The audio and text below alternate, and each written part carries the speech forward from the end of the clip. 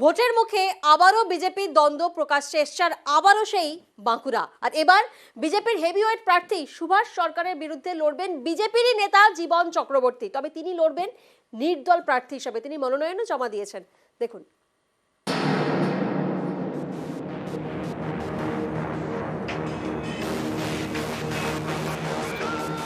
ভোটের মুখেও বাঁকুড়ায় বিজেপিতে দ্বন্দ্ব।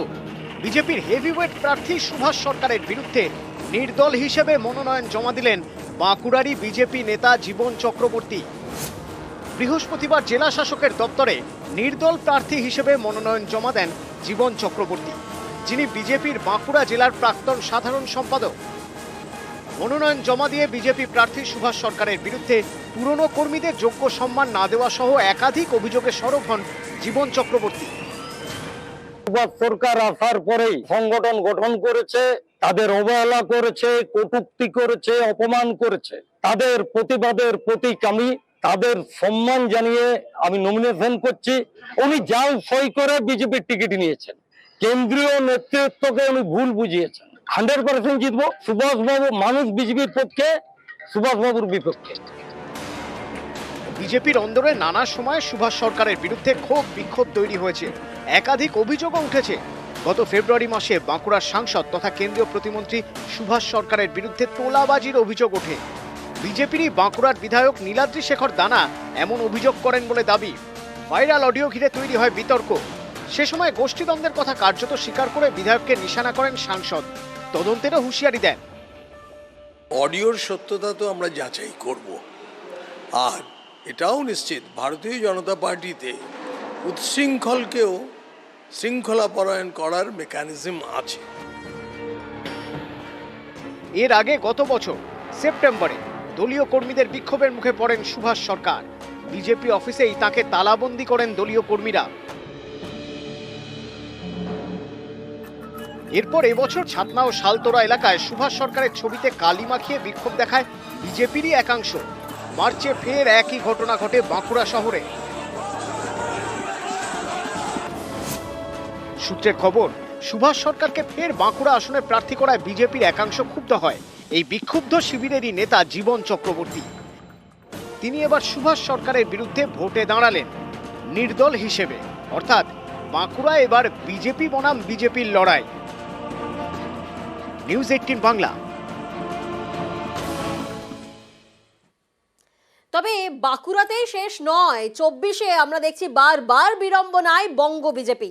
কেন বলছি? কারণ কোথাও দলীয় প্রার্থীর বিরুদ্ধে ভোটে লড়ছেন দলেরই বিধায়ক, তো কোথাও আবার একেবারে শেষ লগ্নে প্রার্থী বদল হচ্ছে, কোথাও আবার দলেরই প্রার্থীর বিরুদ্ধে মনোনয়ন দিচ্ছেন দলেরই নেতা। দেখুন।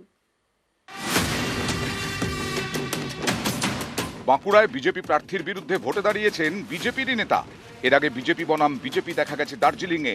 সেখানে বিজেপি প্রার্থীর বিরুদ্ধে ভোটে লড়েছেন বিজেপিরই বিধায়ক। কয়েক মাস আগেই দার্জিলিংয়ে ভূমিপুত্র কাউকে প্রার্থী করার দাবিতে সরব হন বিষ্ণুপ্রসাদ শর্মা। 19-এর ভোটে জয়ী রাজু বিস্তাকে ফের প্রার্থী না করার দাবিও তোলেন কার্শিয়াংয়ের বিজেপি বিধায়ক। দাবি না মানলে নির্দল হয়ে দার্জিলিংয়ে লড়ার হুঁশিয়ারি দেন। কিন্তু দার্জিলিং কেন্দ্রে রাজু বিস্তার উপরেই ভরসা রাখে বিজেপি নেতৃত্ব। শেষমেশ দার্জিলিং আসনে নির্দল হিসেবে মনোনয়ন জমা দিয়ে ভোটে লড়েন কার্শিয়াংয়ের বিজেপি বিধায়ক বিষ্ণুপ্রসাদ শর্মা।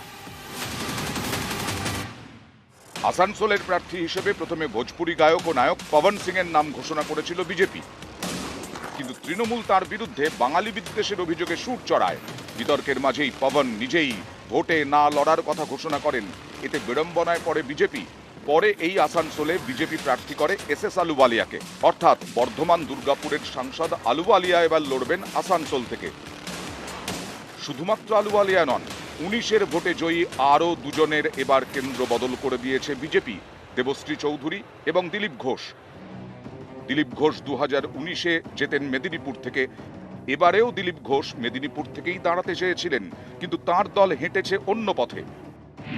মেদিনীপুর থেকে সরিয়ে দিলীপকে পাঠানো হয়েছে আলুওয়ালিয়ার কেন্দ্র বর্ধমান দুর্গাপুরে। মান অভিমানের নয়, আমাকে একজন পার্টির সৈনিক হিসাবে যে দায়িত্ব হয়েছে সেটা আমি পালন করেছি, এটাও করব। আমাকে বলা হয়েছিল আপনার কেন্দ্র পরিবর্তন হতে পারে। আমি বলেছিলাম যে আমি যেখানে কাজ করেছি, লড়েছি, 8 বছর ধরে আছি কর্মীদের সঙ্গে, সেখানে লড়াই করতে চাই। দিলীপ ঘোষের মতোই দেবশ্রী চৌধুরীও গতবারের জেতা আসনে টিকিট পাননি। রায়গঞ্জের বদলে এবার তিনি লড়ছেন কলকাতা দক্ষিণ থেকে। আমার চোখে ঠুলি পরানো আছে, ওটা আমি একটাই দেখতে পাই, ভারত মাতা, ভারতবর্ষ, গেরুয়া ঝান্ডা, আর আমি শুধু একটাই দেখতে পাই, পদ্মফুল।